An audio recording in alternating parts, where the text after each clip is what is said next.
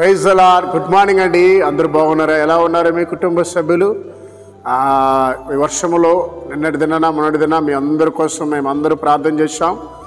రండి కలిసి దేవుని వాగ్దానం చదువుకుందాం. సామెతలు 14వ అధ్యాయము 14వ వచనము. భక్తిని విడిచిన వాని మార్గం వానికే వెక్కసమగను, మంచి వాని స్వభావం వానికే సంతోషం ఇచ్చును. ప్రియులారా, మంచివాని యొక్క స్వభావము వానికి సంతోషం ఇచ్చినట్ట. ఈరోజు ఆరాధన ఆదివారం కనుక ఆరాధన ఉంది. అయితే మంచి వాళ్ళు ఏం చేస్తారంటే ఆరాధనకు వెళ్తారు, వారి కుటుంబాన్ని తీసుకెళ్తారు మందిరానికి. సో వర్షం వస్తున్నా కూడా దాన్ని లెక్క చేయరండి.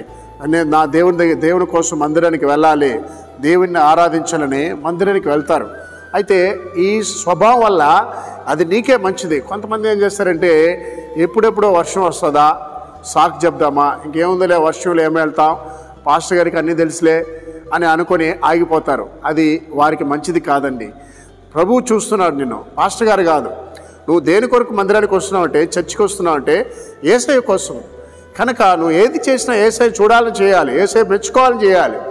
కనుక ఈరోజు వర్షం ఉన్నా కూడా దయచేసి మీరు మీ మందిరానికి వెళ్ళి దేవుని ఆరాధించండి, దేవుని ఘనపరచండి, దేవుని స్తుతించండి. దేవుడు మీ జీవితంలో గొప్ప కార్యాలు చేస్తాడు. ప్రార్థన చేద్దాం.